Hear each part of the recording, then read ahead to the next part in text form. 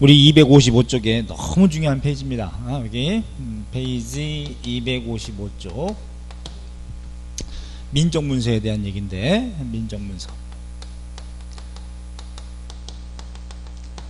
민족문서는 시험에 겁나게 많이 나오는, 잘 나오는 부분, 또 어렵게 내면 또 굉장히 어려울 수도 있으니까 잘 들으셔야 돼. 조세에 대해서는 통일신라 때는 일단 1번에 보시면 수치체제 10분의 1을 뭐 기본으로 한다. 뭐 10분의 1이라는 자료는 없습니다. 그런데 고려 시기에 태조한 건데, 백성들의 세율이 너무나 가혹하니 내가 10분의 1로 환원한다. 취민 유도를 내세워서 이제 조세를 경감시키는 조치가 있거든요. 그래서 이제 가장 가까웠던 시기가 신라 하대니까 이때는 아마 10분의 1이었던 것이 원칙인데 그게 무너졌던 게 아니겠나 이렇게 보여져요. 그래서 10분의 1로 보고 있고, 곡물이라는 게 또 있습니다. 이거는 촌락 단위로, 이것도 체크하세요. 촌락 단위로 할당을 하면 가장 하부 단위는 이제 집이기 때문에 집에다가 할당해서 이제 부과하는 것이 특산물, 이걸 곡물이라 그래요. 그 다음에 역은 군역과 여역으로 나눠지는데, 삼국시대는 다 모두 몇 살부터? 15세부터인데 통일신라부터 고려조선은 모두 16세부터 역을 부과하더라. 군역과 여역, 이걸 우리가 신역, 몸뚱이에다가 부과하는 세금격이기 때문에 신역, 다른 말로 부역 이렇게도 불렀습니다. 이렇게 알아두시고, 촌락은 촌주가 맨 말단에, 물론 행정촌 단위에다가는 누구도 파견한다 그랬습니까?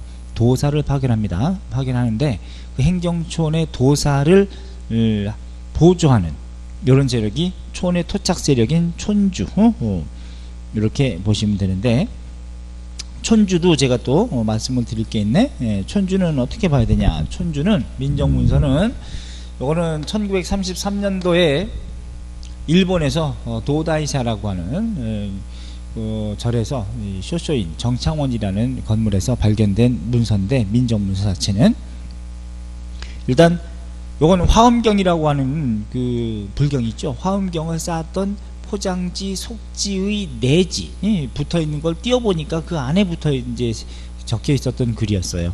그래서 요걸 가지고 일본 놈들에 의해서 분석이 됐고, 우리나라에 또 전해져서 우리도 또 연구하고, 요건 다시 또 붙여놨습니다. 일본 놈들이 우리한테 주면 좋은데 그렇지 않고 복사본을 보고 있는 건데, 그래서 발견 자체는, 이건 작성은 서원경 부군의 4개의 촌락에 대한 문서인데, 충청북도 청주 지역에. 근데 발견은 일본에서 발견이 됐다, 이렇게 기본하시고, 어느 시기인지는 학설이 다양하니까 그냥 통일신라 이렇게만 알아두세요. 어느 왕 때인지는 전혀 무의미합니다. 알았죠? 단 민족문서에 나타나 있는 촌주에 대해서 한번 해보신다면, 촌주는 토착, 촌의 토착 세력 중에서 유력자, 힘 있는 애, 유력자를 촌주로 임명하는 겁니다. 촌주로 임명한다라고 해야 됩니다. 그래서 파견한다 그러면 안 돼요. 그러니까 지방관이라고 해도 안 되고요. 촌주는 지방관도 아닐 뿐더러 파견한다라는 표현 자체도 틀리다. 알았지? 그냥 기존에 있는 토착 세력 중에서 그대를 촌주로 임명한다, 이렇게 임명받는 거예요. 그 다음에 촌주도 어디에다가 그럼 촌주가 임명이 되는 거냐면은 둘 내지 3개의 행정촌당, 행정촌에 촌주를 임명합니다. 촌주를 임명한다, 이렇게 해야 돼. 행정촌 단위에, 그러니까 자연촌을 묶은 인위적인 촌이 행정촌이라면 그 행정촌 하나가 아니고 행정촌 둘 내지 3개, 요 정도 촌에 촌주가 한 명씩 임명된다. 그러니까 지금으로 말하면 시, 군, 구, 읍면, 뭐 동 이런 식으로 있으면 몇 개 동당 하나의 촌주가 있다, 이런 개념인데, 그래서 자연촌마다 있다 그러면 안 돼요. 자연촌마다 촌주가 임명된다고 해도 안 되고, 한 개의 행정촌마다 그래도 안 됩니다. 행정촌마다, 이것도 틀려요. 행정촌으로 묶은 것도 2-3개 행정촌당 촌주가 한 명이 임명된다라는 걸 알아두시고, 또 촌주도 위계 서열이 있습니다. 위계와 서열이 있어서, 그래서 군상촌주, 군중촌주, 군하촌주 이런 군상, 그러니까 군상촌주 또 군중촌주, 무리 중에 상촌주, 그 다음에 군중촌주, 중촌주, 군하촌주, 사료에 따라서는 뭐 진촌주, 차촌주 뭐 이런 식으로도 나와 있고 이런 식으로 돼 있어서 동일 계급이다 그러면 안 돼요. 촌주는 모두 동급이다 그러면 틀려. 그 다음에 촌주는 경제 기반이 있습니다. 경제적인 혜택이 있는데 혜택 요것들로 있더라. 그래서 촌주에게 할당된 토지를 뭐라고 하냐면 촌주위답이라고 하는데 촌주위답이라고 있습니다. 촌주위답. 근데 이것도 시험에 낼 수 있는데 촌주위답은 촌주의 지위에 주어진 논이라는 뜻인데 촌주위답은 연수전답, 곧 연이라는 건 백성들의 사적 소유지, 사적 어떤 집을 연이라고 하는데 연기날 연자 굴뚝, 그 연수유전답이라는 것 안에 포함되어 있어요. 그래서 이거는 촌주위답은 어떤 성격이냐고 물을 수도 있는데 촌주의 사적 소유지입니다. 사적 소유지인 것이고, 그런 다음에 여기는 연수전답, 연수유전답 안에 전답에 포함되어 있다. 그러니까 연수전답이 사적 소유지이기 때문에 촌주의 사유지라고 볼 수 있는 거죠. 그럼 뭘 준 거냐? 촌주위답이라고 할당해 준 것은 여기에 면조권을 준 것이 아니냐, 그지? 면조권 부여 이런 의미로 봐. 그러니까 촌주도 어차피 자기의 사적 소유지로서 사유지를 가지고 있으면 요거는 조상 대대로 가지고 있는 땅에서는 백성들도 그렇고 세금을 10분의 1 내게 되어 있는데 이 10분의 1 내는 것을 면제해 준 것으로 이렇게 보시는 것이 면조권이야. 쌀을 면제받은 권리, 면조권을 부여했다 이렇게 알아두시면 되는데 무보수라 그러면 틀려요. 무보수 땡, 틀리다. 자, 그 다음에 촌주는 민정문서를 작성하는데 민정문서를 신라 촌락문서라고도 부를 수 있는 건데 민정문서를 작성하는데 몇 년마다 작성하느냐, 이제 이게 포인트인데 3년마다, 그러니까 매년 변동사항은 조사합니다. 그런데 3년마다 작성한다 이래야 돼. 그런데 매년 작성한다 그러면 틀려요. 매년 작성 이러면 틀리다. 매년 작성한다 이러면 적절하지 않다. 그 다음에 촌주는 상대라든가 상대부터 중대까지는 지방관을 보좌합니다. 지방관을 보좌하는 애들이라고 볼 수 있어. 그래서 지방관은 도사죠. 도사를 보좌하는데 얘네가 신라 하대가 되면 어떻게 된다 그랬어요? 신라 하대? 계김성이 풍부하더라. 곧 반신라적인 성향을 보인다. 반신라적 성향을 보이고 호족화하는 경향이 있더라. 지방 호족화하더라. 요게 이제 촌주에 대해서 우리가 확인할 수 있는 내용입니다. 알았죠? 그리고 명심해서 봐주세요. 자, 그럼 이제 민정문서 보시면 포인트가 되는 것은 촌주가 3년마다 작성한다는 거 이렇게 알아두세요. 3년마다 3번 있죠? 아주 중요해. 그 다음에 이건 뭐 때문에 작성하는 거냐? 세금 걷기 위한 겁니다. 조세를 수취하기 위한 목적이다 이렇게 봐두시고, 그 다음에 여기에 기록되어 있는 게 6번 체크해야 돼. 인구를 6등급으로 하더라. 그래서 여기서 민정문서의 내용에 보면 민정문서의 내용에 뭐가 있느냐, 내용 아주 중요하죠. 내용에 첫째, 인구의 수가 있다. 그지? 인구수도 있고, 이 인구수는 노비를 포함하는 겁니다. 노비를 다 포함. 근데 노비는 한 5%대밖에 되지 않아요. 촌락당 5%대 정도밖에 되지 않기 때문에 많지는 않다 이렇게 보시고, 인구수도 포함하고 있고, 또 인구 증감의 변동상 요것도 있습니다. 인구 3년마다 얼마나 증감했는지 증감의 변동사항도 있어요. 요것도 있어. 인구수, 인구 변동사항도 있다. 근데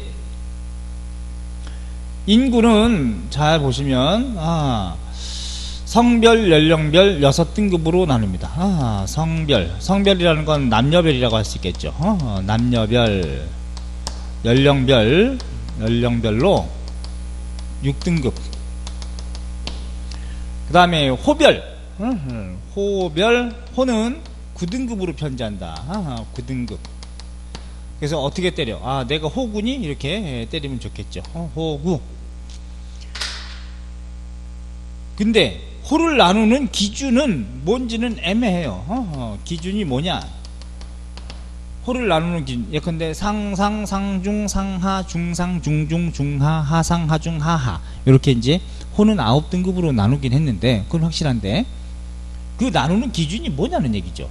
인구는 성별, 연령별 6등급으로 편제하되, 이것도 확실하고, 이건 확실합니다. 근데 기준이 예전에는 뭐라고 했냐면, 토지의 다과에 따라서 이렇게 했었어요. 그런데 두 번째, 인정, 사람 수의 다과에 따라서 이렇게 주장이 됐었는데, 그래서 인정의 다과에 따라서 9등급으로, 토지의 다과에 따라 9등급으로 나눴다는 얘기는 일제 시기에 이렇게 일본 놈들이 이제 연구 결과로 했었고, 그런데 토지가 여기에 증감 변동 사항이 없어요. 하기 때문에 토지는 아닌 걸로 보이고, 거의 결론이. 그 다음에 인정의 다과에 따라서 최근에 이제 구분됐다고 이렇게 한 86년 이후부터 이렇게 주장됐다가, 50년대 이렇게 주장됐다가, 이것도 문제가 있는 게 인구가, 전입인구가 여기 확인됩니다. 그래서 전입인구가 있는데, 그 전입인구가 있을 때 인구가 증가했잖아요? 근데 호의 등급이 올라가지 않습니다. 하기 때문에, 이상하다? 이건 인정도 아닌 것 같단 말이죠. 하기 때문에, 그렇다면 뭐냐? 이게 도대체. 오늘날은 총체적인 자산이라고 봅니다. 총체적인 자산에 따라서. 여기는 뭐 인구도 들어갈 수 있겠고, 우마도 들어갈 수 있겠고, 여러 가지 기타 그 집에서 가지고 있는 총체적인 자산에 따라서 9등급으로 나눈 게 아닌가. 이렇게 구분할 수 있어요. 요즘 이게 많이 이제 지지받고 있는데, 그래서 주변에 같은 시기에 율령국가 체제였던 일본이라든가 또는 당나라라든가 이런 나라들을 비교해 보니까 총체적인 자산이었습니다. 그러니까 서로 교류가 있었기 때문에 아마 여기도 총체적인 자산이었을 가능성이 크지만, 어쨌든 여러분들은 뭐만 알면 되느냐, 이것까지도 지금 많이 내지 못하니까 요건 확실히 이렇게 구분해서 냅니다. 인구는 성별, 연령별 6등급, 호는 그냥 9등급으로만 알아두시면 돼. 알았지? 이건 논란의 여지가 있기 때문에. 그래서 기존에는 다 이렇게 인정의 다과, 호는 토지의 다과 이렇게 돼 있었지만, 요즘 새로운 연구 결과는 이제 요걸로 지지받고 있으니까 요거까지도 여러분한테는 뭐 물어보진 않을 거니까. 그래서 요즘에 최근에는 공무원 시험 문제 내더라도, 이건 현직 교수가 내거든요. 7급이나 9급은 그런 경우에는 호는 그 기준을 얘기하지 않아요. 시험 문제 내더라도 그냥 호는 9등급 이렇게만 얘기가 되니까. 예전엔 또 그렇게 인정의 다과에 따라서 냈다고 한 적도 있습니다. 2007년 이후로 하더라도. 근데 최근엔 그렇게 내지 않는다. 그래서 요렇게만 알아두시면 돼. 알았죠?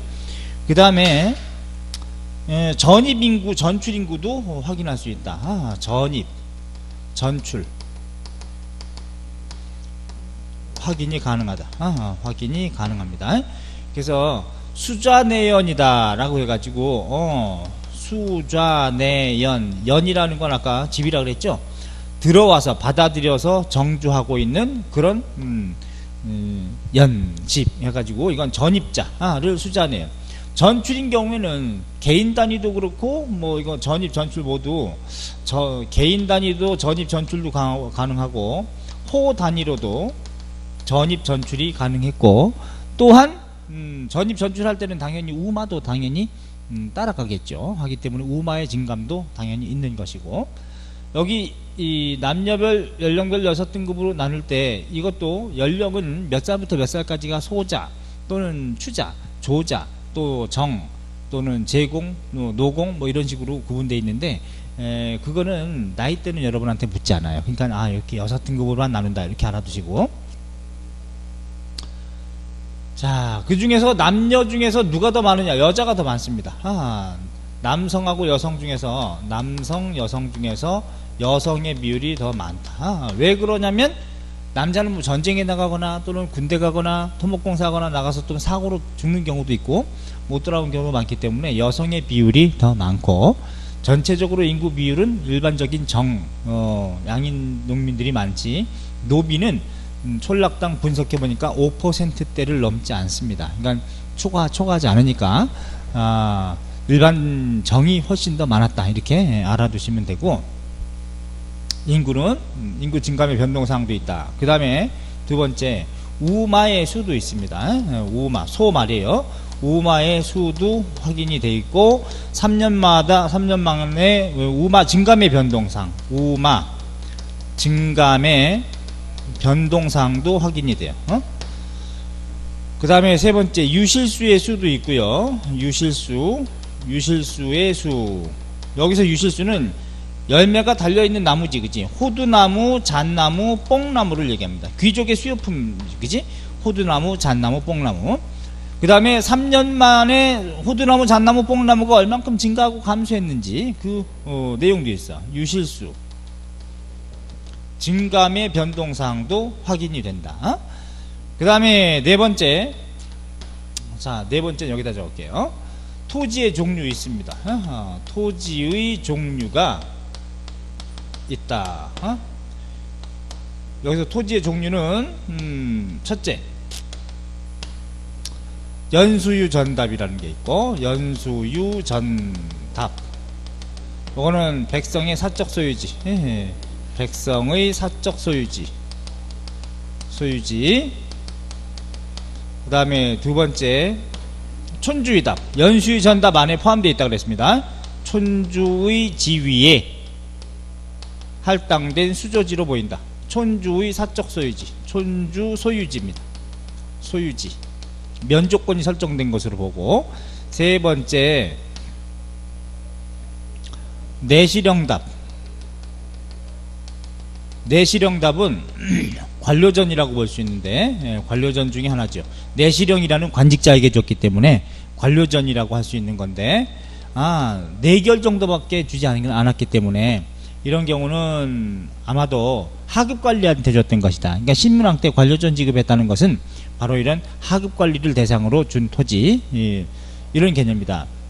요 관료전인데 국유지에다가 국유지에 설정된 토지로 볼 수 있겠고, 왜냐하면 내시령답은 따로 있습니다. 연수전답과 따로 분리되어 있기 때문에 국유지에 설정된 수조지로 보고, 그 다음에 네 번째 관모답이라고 있습니다. 관모답. 관청 땅이에요. 관청 땅. 관청 소유지겠죠. 그러니까 소유권상 공전인 거죠. 그죠? 그 다음에 다섯 번째 마전도 보이는데, 마전은 삼배밭이에요. 삼배밭인데, 근데 이거는 전에는 촌민들이 공동으로 경작해서 국가에다가 내는 그런 곳으로 촌민의 공동 경작지로 봤는데, 마전은 보니까 그런 것만도 아니었어요. 확인해 보니까 연수유 전답 내에 포함되어 있는 것도 있고, 또 국관유지, 소유권상 국유지에도 마전이 있습니다. 중에도 설정되어 있어요. 그러니까 둘 다 있는 겁니다. 그러니까 촌민들도 마전이 있는 것이고, 그 다음에 국관유지에도, 관유지 중에서도 마전이 있는 거예요. 이렇게 보시되, 단 유일하게 없는 게 뭐냐, 이 토지에 3년마다 증감의 변동사항이 없어요. 토지 증감의 변동사항은 기록되어 있지 않다. 유일하게 민정문서에서 확인할 수 없는 게 이겁니다. 알았죠? 이것도 조심해야 돼. 굉장히 중요하다, 이건. 그래서 토지의 종류는 있는데, 이런 5개, 그런데 이 5 토지에 얼마만큼 증가했고 감소했다는 이런 증감의 변동사항은 기록되어 있지 않다는 겁니다. 물론 이게 3년마다이기 때문에 이럴 수 있겠죠. 여기서 식년이라는 건 공식적으로 그럼 2016년이다. 그러면 앞으로 다음 차식년에, 이게 당식년이라 그래. 올해 당식년은 올해라고 쳐봐. 올해라고 친다면, 차식년이면은 다음에 이제 와야 되는 식년이면 2019년이 되는 거죠. 그죠? 2019년. 그럼 이제 그 전에 이제 전식년이 되는 거야. 3년 전이면. 그러면 요때하고 요때만 기록하기 때문에 요 중간에 아마 추기가 있을 수 있겠지 않았느냐. 그러니까 매년 변동사항은 따로 정리했다가 합쳐가지고 나중에 있다가 이때 이제 다 포함해가지고 한꺼번에 정리해서 민정문서를 작성할 수는 있는데, 그래서 축이라는 것도 있을 수 있는데 아마 거기에는 기록되어 있지 않았겠느냐 이렇게 볼 수도 있는데, 어쨌든 3년 만에 진감의 변동사항이 없다는 거, 토지의 진감사항 변동사항은 유일하게 없다는 거, 이걸 조심해서 봐두세요. 알았죠? 그래서 민정문서를 촌락문서 이걸 아주 깊이 본 거니까 6번도 잘 알아두세요. 호구는 총체적 자산에 따라 9등급으로 나누는 걸로 보이고, 인구는 성별 연령별 6등급, 이건 확실합니다. 그 다음에 노비는 여기 보니까 노비의 나이대도 좀 보이는데, 노비는 60 넘은 나이대는 보이지 않아요. 그러니까 일찍 죽었고 수명이 짧았다 이렇게 볼 수도 있거든. 그 다음에 수자내연의 존재로 제한적이나마 인구이동이 가능했다. 거주 이전이 있었다는 얘기입니다. 수자내연은 전입인구를 얘기하는 거야. 수자내연 체크하세요. 255쪽 맨 아래. 받아들여서 거점을 딱 장악하고 이렇게 살고 있는 그런 연. 그 다음에 넘겨보시면 256쪽에 그 사료는 한번 여러분이 살짝 읽어만 보시고요. 토지조사가 있어요. 7번에 연수의 전답, 백성의 사적 소유지 97% 정도를 차지합니다. 그 다음에 촌주위답, 이 촌주위답은 촌주의 사적 소유지로서 여기 보여진다. 왜냐면 연수의 전답 안에 포함되어 있기 때문에. 연수의 전답은 백성의 사적 소유지라고 그랬잖아요.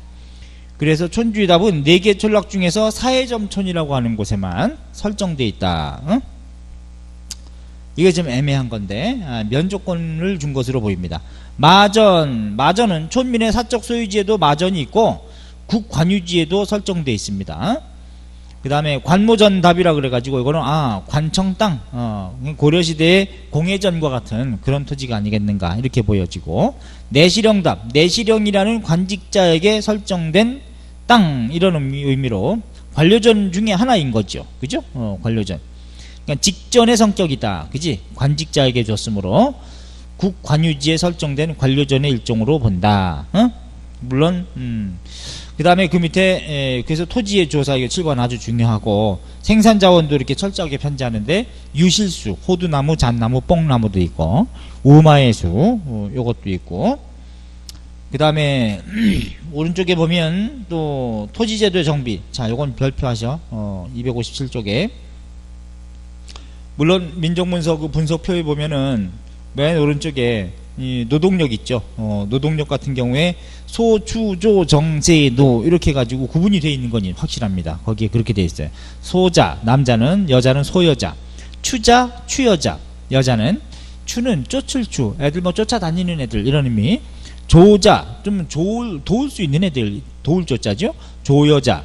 그 다음에 정, 가장 생산의 기반이 되는 나이대, 정여, 여자는 이렇게 돼 있고, 그 다음에 제공, 제모, 제공은 여기에서 제외된 사람 이렇게 보시면 돼. 그 다음에 노공, 노모, 이거는 이제 노친네들, 완전 노친네들을 이제 노공, 노모 이런 식으로 표현하고 있는데, 나이대는 그냥 추정일 뿐인데, 추정, 어쨌든 나이는 모르셔도 됩니다. 그래서 소, 주, 조, 정, 제, 노 이런 식으로 인구는 성별, 연령별 6등급으로 구분했다. 자, 호는 9등급이다. 이렇게 호구 때리라 그랬어요. 그 다음에 밑에 토지제도의 정비에서 관료전지급과 누구 페이지 있죠? 신문왕 때려야 돼. 그지? 신문왕. 이건 다 했었으니까 신문왕. 그래서 하급관리한테 주는 것은 관료전. 관료전의 액수를 보니까 4개월 정도밖에 되지 않기 때문에 귀족들에게 관료전을 주고 노급을 폐지한 것은 아닌 걸로 보인다. 그러니까 귀족이 대상이 아니고 하급관리한테 주는 것이 관료전이고, 따로 이 귀족들은 귀족들 대상으로 받았던 노급을 폐지하고 충년 사주했다고 돼 있으니까 1년치 연봉으로 팡 쏴줬다. 단 노동력은 징발하지 못하는 걸로. 그런데 어느 왕 때인지 모르지만 경덕왕 때 노급 부활되기 전에 월봉제가 시행됐음을 확인할 수 있거든요. 그래서 이제 월봉제를 다시 또 노급을 폐지하고 노급을 부활시켰다 이렇게 돼 있기 때문에. 자, 그 다음에 정전은 백성의 사적 소유지 이렇게 때리시고 성덕대왕 이렇게 때려야지. 722년에 성덕대왕. 이것도 왕권 강화 이렇게 보시면 돼. 오케이? 예스. 넘기세요. 그 다음 노급부활, 이건 중대 끄트머리 격인 경덕왕 때, 경덕왕 다음에 해공왕 때 바로 피살된다 그랬죠. 해공왕은. 노급부활은 왕권 약화, 귀족 강화 이렇게 때려라. 그래서 그 밑에 사료 258쪽 사료 별표하세요. 이걸 시험 문제 두 가지로 낼 수 있습니다. 세 가지로 낼 수 있는데, 하나는 여기서 신무랑 7년 687년에 문무 관료전을 지급하되 차등을 두었다. 여기서 관료전을 박스치고 거기에 들어갈 내용을 시험 문제 낼 수도 있고, 또 신무랑 9년 689년 내외 관리의 노급을 혁파하고, 요거 노급 동그라미하고, 매년 조를 내리되, 이게 충년사조라는 거야. 1년치 비축해서 한꺼번에 내려줬다, 차등 있게 줬다 라고 하는 거, 이걸 충년사조, 연봉 형식이다 이렇게 보시면 돼. 단 노동력은 증발하지 못하는 걸로 하고, 노급은 노동력까지 증발했었는데, 그 다음에 성덕왕 21년 722년에 처음으로 백성에게 정전을 지급하였다, 그런 말 나오죠. 정전도 동그라미. 그 다음에 경덕왕 때 내외관의 월봉을 없애고 다시 노급을 나눠줬다. 그러니까 월봉제로 바뀌었었다는 얘기죠. 요것이 이제 노급제로 다시 부활됐다는 얘기인데, 그러니까 월봉이 어느 왕 때인지는 모르겠지만 이렇게 됐었다는 얘기고. 자, 그러면 여기도 노급 동그라미 하면 요 동그라미하고 박스 친 곳에 들어갈 내용의 토지의 종류를 순서대로 바르게 배열하라, 이렇게 또 낼 수 있어요. 괄호 안에 기억년 디귿리을비음 이런 식으로 넣어놓고, 그 다음에 소송왕 원년에 청주 건호현으로 하여금 청주 건호현으로 국학생의 노급을 삼았다. 여기서 청주 건호현은 건호현이라고 하는 곳이 바로 이 거제도를 얘기합니다. 그러면 충청북도 청주가 아니에요. 국학생의 노급으로 삼았다 그랬으니까 국학생에게 기반이 될 수 있는 노급을 설정했다는 얘기죠. 자, 이렇게 여기는 노급인데, 자, 그렇다면 이렇게 하나 박스로 시험에 낼 수도 있는 반면에, 또 왕을 박스치고 이 지문은 그대로 줘주되 왕을 박스치고 그 왕에 대해서 물어볼 수도 있습니다. 그죠? 신문왕, 성덕왕, 경덕왕, 뭐 소성왕 이런 식으로 왕을 또 배치하라고 할 수도 있기 때문에 그거 하고, 또는 그 왕의 업적을 또 따르게 물을 수 있겠죠. 그죠? 자, 그리고 왕권 강화냐 귀족권 강화냐의 의미, 이건 이미 했었으니까. 그래서 이 사료는 아주 많지 않기 때문에 삼국사기에 나오는 사료인데 아주 중요합니다. 굉장히 중요하죠. 별표 놓으세요. 그래서 고대 사회, 특히 이 고구려 같은 경우에 조세의 원칙 또는 양, 이거 우리가 배웠고, 그 다음에 또 알 수 있는 토지제도는 바로 이게 유일하거든요. 자, 그래서 통일신라 시기에 민정문서와 관련하고 또는 토지제도의 변천, 아주 중요한 거 봤어요. 그럼 나머지는 이제 평범하게 보는 거예요. 5번에 보세요. 통일신라 귀족의 경제생활. 귀족은 언제나 뭐야? 아유, 겁나게 잘 살았다. 공신이나 왕족에게 주는 것은 시급, 그 다음에 귀족 관료에게 주는 것은 노급. 둘 다 노동력과 생산물을 다 수취할 수 있는 특권인데, 시급이 노급보다 더 강제력은 강하다. 이렇게 보실 수 있는데, 시급은 조선 초 15세기까지도 여전히 보입니다. 고려 시기도 시급이 종종 보이고, 조선 초기에까지도 시급이라는 표현은 보이기 때문에 노급은 귀족 관료에게 주는데, 노동력까지도 거둘 수 있는 거, 이렇게 보시고, 그 다음에 통일 후 겁나게 잘 살았다는 거지 뭐. 토지, 노비, 목장 이런 거 섬 겁나게 소유하고, 귀족들의 향락생활이 겁나게 또 심했다. 사절유택, 금입택 이런 게 있고, 포석정, 안압지를 통해서 보더라도 우리가 안압지에서 발견된 것 중에 그런 게 있죠. 주사위놀이 같은 거. 거기 보면은 나무를 이렇게 주사위처럼 돼가지고 떼굴떼굴 굴려가지고 벌칙이 나오죠. 술 먹고 어떻게 놀았는지 우리가 확인할 수 있는데, 야, 노는 게 꼬라지가 우리랑 거의 비슷해. 흑기사도 있어. 흑기사. 술 대신 먹어주기. 흑기사도 있고, 그 다음에 콧등 때리기, 간지럼 펴는데 웃음 참기 이런 거, 그 다음에 코끼리 손하고 뺑뺑 돌기 이런 것들. 야, 참 유치하기도 하고. 그 다음에 완샷 하기도 있습니다. 거기 완샷 하기, 이런 이제 벌칙 같은 게 화려하게 있고, 그 다음에 이래서 사치가 심할 때 이런 사치 금지령을 내린 건 신라 하대 누구? 흥덕왕 때 사치 금지령을 내렸다, 이것도 했어요. 그 다음에 오른쪽에 259쪽에 보시면 사료 있죠. 맨 위에 신라 귀족생활. 재상가에는 녹이 끊이지 않았다. 노예가 3,000명이고 비산수에 후위 군사, 갑병, 갑옷 입은 병사가 있고, 그 다음에 소, 말, 돼지가 있었는데 바다 가운데 섬에서 길러 필요할 때 활로 쏘아서 잡아먹었다. 곡식을 구워서 갚지 못하면 노비로 삼았다. 이렇게 부채노비도 많고. 이건 언제를 얘기하는 거예요? 신라 하대를 얘기하는구나. 귀족들의 생활상이다, 이렇게 보시면 돼. 그리고 요거 시험에 조홍종 나왔습니다. 이 사료 자체가. 알았죠? 귀족의 생활상. 그럼 귀족들이 경제적 기반이 뭐다? 조상 대대로 가지고 있는 토지도 있지만 그걸 민전이라고 했어. 그 다음에 노급이라는 것도 있고 또는 공신이 되면 시급이라고 하는 것도 설정되고 김유신은 통일전쟁의 공로로 500호를 시급으로 받았다. 그런 기록도 보이기 때문에 그 다음에 통일신라시기의 농민의 경제생활. 농민들은 예나 지금이나 항상 어렵죠. 그죠? 토지 생산력. 자, 농경과 관련해 가지고 농경의 시작 신석기, 벼농사 시작 청동기 때렸고 우경의 보급, 우경에 의한 심경법 요것은 삼국시기. 구체적으로 신라 같은 경우는 6세기 지승왕 때 우경에 의한 심경법을 보급시켰고 근데 여전히 고려시기만 하더라도 고려시기까지만 하더라도 휴경농법이 일반적이었습니다. 휴경농법이라는 건 지력이 받쳐주지 못하기 때문에 쉬게 하는 땅. 뭐 농경은 여러분이 저보다 더 박사지요.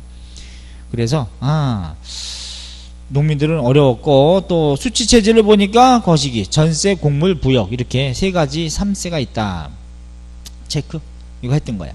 농민들은 항상 뭐 몰락하는 사람이 많고 부채너비도 많고 향부곡. 이건 신라부터 고려시대. 특히 신라에서 처음으로 만들어진 게 향부곡입니다. 일반 연호보다는 조금 더 많은 부담을 지는 게 아닌가 이렇게 볼 수 있겠고 그 다음에 통신라시기 무역 당나라하고 무역 활발했다는 거죠. 그래서 맨 아래 니은 당과 교육이 활발해지면서 그 거점이 바로 전라남도 영암 그 다음에 울산항 그리고 또 어디 청해 완도. 그래서 신라인들이 당나라에 거주해서 거기서 살고 있는 신라인의 집단 마을 신라방 거기 나오듯이 그 다음에 감독관청은 신라소 그리고 신라인들이 여관 신라관 신라인들이 세운 절 신라원 사원 그 중에 신라원 중에 장보고가 세운 법화원이라고 하는 절이 가장 컸다는 겁니다. 법화원. 이런 거. 물론 발해인들도 발해관을 설치해서 산둥반 땅쪼 여기에다가 발해관도 설치했었죠. 어느 왕 때겠어요? 문왕 때겠지 당연히. 오케이 넘겨. 일본과도 무역이 이루어진다는 얘기죠. 일본과도.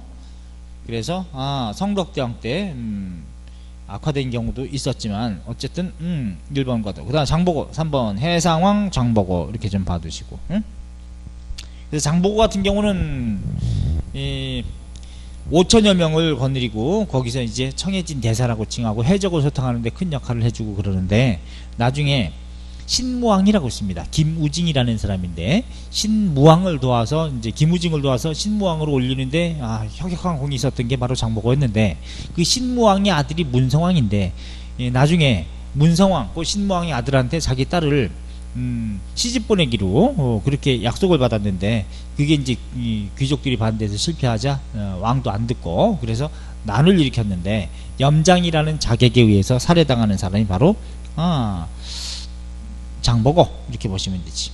그 다음에 오른쪽에 261쪽 신라하대 아까 반드시 4가지 알아두라는 거 있었죠. 지방호족, 육두품, 객임성 풍부, 그 다음에 불교 선종, 풍수지리설 요 4개만 생각하시면 돼.